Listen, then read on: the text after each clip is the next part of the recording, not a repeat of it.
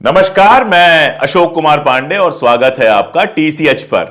संसद में संविधान पर चर्चा चल रही है और मजेदार चर्चा चल रही है। अगर पूरी चर्चा पर बात करने से पहले दो लाइन में इस चर्चा को समझ लें तो हुआ यह है कि विपक्ष ने संविधान को लेकर इतने जो सवाल खड़े किए हैं लगातार पूरे चुनाव के दौरान, संविधान खतरे में है की बात की है। एक तरफ हिंदू खतरे में है की बात हो रही थी, दूसरी तरफ संविधान खतरे में है की बात हो रही थी। उसका असर यह हुआ है कि जो सरकार, जिस सरकार के तमाम सारे लोग, सांसद और कई बार मंत्री स्तर के लोग भी संविधान बदलने की बात करते थे, अब वो कह रहे हैं कि संविधान किसी भी हाल में बदला नहीं जाएगा। और यह सबसे बड़ी जीत है विपक्ष की। विपक्ष पता नहीं इस बात को समझ पा रहा है या नहीं समझ पा रहा है। जिस संभल के मुद्दे को दबाने की कोशिश की गई, जिस संभल में इन लोगों ने सोचा कि गोलीबारी हो गई, 5 लोग मर गए, अब सब कुछ शांत हो जाएगा, वो संभल का मामला उत्तर प्रदेश की विधानसभा में गूंज रहा है और साथ में वही मामला लोकसभा में भी जबरदस्त तरीके से गूंज रहा है। तमाम सांसदों ने वो मामला उठाया है। One nation one election bill लेके आए, उसकी हालत यह हुई कि भारतीय जनता पार्टी के ही 20 सांसद गायब रहे। यानी भारतीय जनता पार्टी ने व्हिप जारी किया था कि सबका रहना जरूरी है, लेकिन बाकी पार्टियों का छोड़ दीजिए, भारतीय जनता पार्टी के 20 सांसद गायब रहे और 10 सांसद जो उनके समर्थक हैं, एनडीए के मेंबर हैं, वो गायब रहे। यानी मोदी जी कहां सामने इंडिया की टीम बिखेरने चले थे, अपनी खुद की टीम बिखर गई, 30 वोट उनके गायब हो गए और संसद में मामला गिर गया।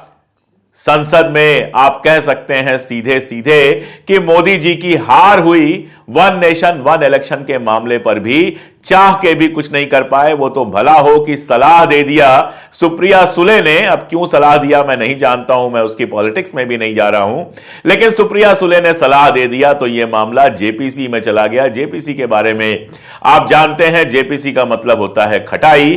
तो खटाई में चला गया। मोदी जी की वक्फ बोर्ड के बाद एक बार और एक मुद्दे पर बड़ी हार हुई संसद के अंदर। और शायद यही सब खीज है, शायद यही सब चिढ़ है। आप देखिए, संजय सिंह बोल रहे थे और संजय सिंह जब बोल रहे थे तो भाजपा के लोगों ने पूछना शुरू किया कि आप जेल क्यों गए थे, केजरीवाल जेल क्यों गए थे। संजय सिंह ने जो जवाब दिया है ना, वो कमाल का जवाब है। बाकी मुद्दों पर बात करने से पहले एक बार संजय सिंह का यह बयान सुनिए। जरूरत से ज्यादा उतना ही काम करो जितना ठीक लगे। आप इधर बोले, आपस में बात जरूरत से ज्यादा मत उड़ो। संजय जी प्लीज, जरूरत से ज्यादा मत उड़ो। संजय जी आप गली गली में शोर है। संजय जी नरेंद्र मोदी चोर है। कोई बात रिकॉर्ड पे नहीं जाएगी। नरेंद्र मोदी चोर। दिल्ली में प्लीज जेल 3 घंटे ईडी सीबीआई दे दो, सबको भेज दूंगा। चलो दे दो ईडी सीबीआई। आप बोलते हैं, प्रमोट करते हैं, आप इसे पर बोलिए। तो संजय सिंह ने वो कह दिया संसद के अंदर जो सुनने की उम्मीद भारतीय जनता पार्टी के नेताओं को नहीं रही होगी, जब उंगली उठा रहे थे वो केजरीवाल के ऊपर और संजय सिंह के ऊपर। सीधे चोर कह देना अकेला नहीं, उन्होंने कहा कि 3 घंटे के लिए ईडी सीबीआई मुझे दे दो, सारे के सारे जेल में जाएंगे। और यह भी कहा कि जिस दिन सत्ता बदलेगी तुम सब के सब जेल में जाओगे, एक आदमी भी नहीं बचेगा। और कहा कि भ्रष्टाचार के मुद्दे पर जब बीजेपी बात करती है तो ऐसा लगता है कि ओसामा बिन लादेन जो है वो अहिंसा की बात कर रहा है। ये लोग भ्रष्टाचार के खिलाफ जब बोलते हैं, भ्रष्टाचार के खिलाफ जब बोलते हैं भाजपा के लोग, तो लगता है ओसामा बिन लादेन अहिंसा पे उपदेश दे रहा है। ये भ्रष्टाचार के खिलाफ बोलेंगे।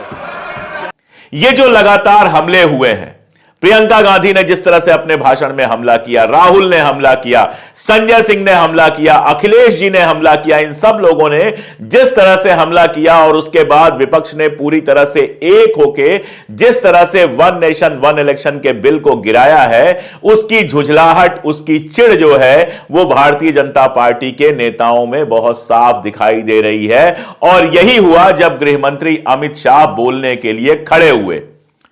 जो लिखा हुआ उनके पास था वो तो ठीक ठाक पढ़ सकते थे, लेकिन जो अंदर से आया, जहां से उन्होंने शुरुआत की, वहीं पर उनसे बहुत बड़ी गलती हो गई। मान्यवर, अभी एक फैशन होगा, अभी एक फैशन होगा है आंबेडकर आंबेडकर आंबेडकर आंबेडकर आंबेडकर आंबेडकर। इतना नाम अगर भगवान का लेते तो 7 जन्मों तक स्वर्ग मिल जाता। अच्छी बात है ना? सुनिए तो। अमित शाह कह रहे हैं अंबेडकर अंबेडकर कहना फैशन हो गया, और सिर्फ इतना ही नहीं कह रहे हैं, कह रहे हैं उतनी बार भगवान का नाम लिया होता तो 7 बार स्वर्ग मिल गया होता। अमित शाह ये भूल गए हैं कि इस धरती पर दलितों को स्वर्ग दिलाने के लिए बाबा साहब अंबेडकर ने कोशिश की थी। मरने के बाद स्वर्ग मिलता है कि नहीं मिलता है कौन जानता है, मरने के बाद क्या होता है कौन जानता है। हम जानते हैं इस देश में एक से एक बड़े अपराधी, एक से एक बड़े भ्रष्टाचारी, बलात्कारी सब भगवान का नाम लेते हुए दिखते हैं, सब मंदिर में जाते हुए दिखते हैं। अब भगवान उनको स्वर्ग देंगे या नरक देंगे ये तो भगवान तय करेंगे, लेकिन दलितों के लिए तो जमीन पर ही साक्षात नरक बना हुआ है। छुआछूत होती थी हमारे देश में, जबरदस्त आज भी होती है। अभी कल की खबर थी कि बुलंदशहर में एक दलित दूल्हा था, उसको घोड़ी पर नहीं चढ़ने दिया गया। बाद में कहा गया वहां गमी हो गई थी इसलिए लोगों ने विरोध किया। मैं सवाल पूछता हूं कि गमी होने से कितने गैर दलित लोगों को घोड़ी से उतारा गया है, इसका एक मुझे आंकड़ा आप दे दीजिए। और कितना दलितों के प्रति अत्याचार होता है हाथरस से लेकर सारे तरफ, वो हम सब जानते हैं। डॉक्टर बाबा साहब अंबेडकर ने दलितों को इस अत्याचार से मुक्ति दिलाने के लिए लड़ाई लड़ी थी। इसी धरती पर उनको स्वर्ग चाहिए, और उनको ही नहीं सबको इसी धरती पर स्वर्ग चाहिए। कोई स्वर्ग के भरोसे नहीं बैठा होता है, मेहनत करता है, पैसे कमाता है, घर बनाता है, बच्चों को पढ़ाता है, सुख सुविधा जुटाता है, आराम से रहता है। हर आदमी इसी धरती पर इज्जत के साथ सर उठा के रहना चाहता है। कोई आपसे कहे कि यहां पर जिंदगी भर जूते खाते रहिए, मरने के बाद आपको स्वर्ग मिलेगा, तो दरअसल वो आपको बेवकूफ बना रहा है। जो यहां सर उठा के नहीं रह सकता है, जो यहां आत्मसम्मान से नहीं रह सकता है, वो स्वर्ग में कौन सा आत्मसम्मान लेगा। तो दलितों को स्वर्ग नहीं चाहिए, मरने के बाद 7 जन्म के स्वर्ग नहीं चाहिए, स्वर्ग से पहले धरती पर इज्जत चाहिए। और अमित शाह जी यही बात भूल गए। वो कह रहे हैं अंबेडकर अंबेडकर कहना फैशन हो गया है।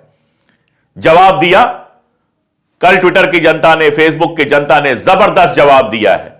उसके बाद ये लोग पूरा भाषण लगा रहे हैं, पूरे भाषण पर भी बात करूंगा, लेकिन मैंने कल भी लिखा था और आज भी कह रहा हूं कि पूरे भाषण में चाहे जो कुछ कहा गया हो, लेकिन शुरुआत जो यहां से की गई है वो नीयत बताती है। क्या अंबेडकर का नाम लेने से नरक मिलता है? क्या अंबेडकर दलितों के लिए भगवान जैसे नहीं बन जाते हैं जब उनके उद्धार के लिए अपना जीवन लगा देते हैं? मैं हमेशा कहता हूं कि आजादी के पहले 2 तरह की आजादी की लड़ाई चल रही थी। एक पॉलिटिकल आजादी की लड़ाई चल रही थी जिसके नेता थे गांधी, नेहरू, भगत सिंह और तमाम सारे लोग, और दूसरी लड़ाई चल रही थी सामाजिक आजादी की, सोशल इंडिपेंडेंस की, सोशल इमेंसिपेशन की। और वो लड़ाई लड़ रहे थे बाबा साहब अंबेडकर। भगत सिंह ने भी दलितों की मुक्ति के लिए लिखा है। गांधी जी भी अपने तरीके से बात कर रहे थे। कोई सहमत हो सकता है, कोई नहीं हो सकता है, लेकिन अंबेडकर अपनी पूरी ताकत दलितों की मुक्ति के लिए लगा रहे थे। और इसीलिए अंबेडकर आज इस देश में सबके श्रद्धेय हैं, और सिर्फ दलितों के लिए नहीं, महिलाओं के अधिकारों के लिए भी लड़े। और अब मैं आता हूं अमित शाह के उस सवाल पर जो यह बात करने के बाद उन्होंने किया। उन्होंने कहा कि बाबा साहब ने नेहरू मंत्रिमंडल से इस्तीफा दे दिया था। पहली बात तो यह है कि कतई जरूरी नहीं है कि हमारे जितने महापुरुष रहे हैं वो सारे के सारे आपस में सहमत हों। बाबा साहब की असहमतियां थी, नेहरू की भी असहमतियां थी। मामला क्या था, किस मुद्दे पर बाबा साहब ने असल में इस्तीफा दिया था? अमित शाह जी उस असल मुद्दे को बोलना भूल गए, 370 के इर्द गिर्द घूमते रहे। 370 पे बाबा साहब ने इस्तीफा नहीं दिया था। जो मूल मुद्दा था जिस पर उन्होंने इस्तीफा दिया था, अगर 370 पे इस्तीफा देना होता तो 370 जिस दिन लागू हुई संविधान में उसी दिन इस्तीफा दे दिए होते। जब संविधान में 370 को लाया गया तभी इस्तीफा दे देते। बाबा साहब 370 के समर्थन में थे। मैं यह साबित करने के लिए यहां नहीं बैठा हूं। बाबा साहब हो सकता है 370 के खिलाफ हो, कोई बहुत बड़ी बात नहीं है, लेकिन 370 के मुद्दे पर उन्होंने इस्तीफा नहीं दिया था। उन्होंने इस्तीफा दिया था हिंदू कोड बिल पर। और हिंदू कोड बिल क्यों नहीं पास हो पा रहा था, क्यों उस पर तमाशा चल रहा था, इस पर अमित शाह जी कभी बहस नहीं करेंगे। हिंदू कोड बिल का सबसे ज्यादा विरोध किन लोगों ने किया था?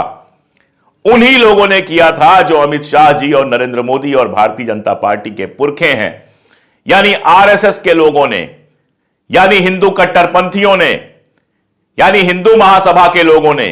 इन सारे लोगों ने हिंदू कोड बिल का जबरदस्त विरोध किया था। अमित शाह जी के जो भी रिसर्चर हैं वो जानते तो होंगे, लेकिन कहेंगे कैसे? जरा उस समय देख लें कि आरएसएस का जो अखबार निकलता था वो हिंदू कोड बिल के बारे में क्या क्या कह रहा था। जरा देख लें कि जिनको हिंदुओं का नेता कहा जाता है, करपात्री महाराज से लेकर तमाम सारे लोग, वो हिंदू कोड बिल के मामले में अंबेडकर को और नेहरू को कैसे गालियां दे रहे थे और हिंदू कोड बिल का कैसे विरोध कर रहे थे।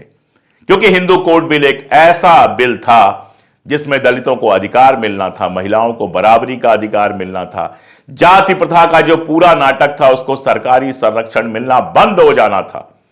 इसलिए हिंदू कोड बिल के सबसे मुखालिफ अगर कोई था, सबसे ज्यादा कोई एहतजाज कर रहा था, विरोध कर रहा था हिंदू कोड बिल का, तो वो लोग थे इसी भारतीय जनता पार्टी के पुरखे। आरक्षण का विरोध हो, हिंदू कोड बिल का विरोध हो, संविधान की जगह मनुस्मृति लागू करने की बात हो, ये सारी बातें कौन कर रहा था उस जमाने में आप जानते हैं। और हिंदू कोड बिल पर बाबा साहब ने इस्तीफा दे दिया क्योंकि वो पूरे हिंदू कोड बिल को एक साथ पास कराना चाहते थे। दुर्भाग्य की बात यह है कि कांग्रेस के अंदर भी ऐसे लोगों की संख्या बड़ी थी जो हिंदू कोड बिल के मुखालिफ थे। हमेशा कांग्रेस के अंदर ऐसे लोग रहे हैं जिनकी विचारधारा आरएसएस के आसपास रही है।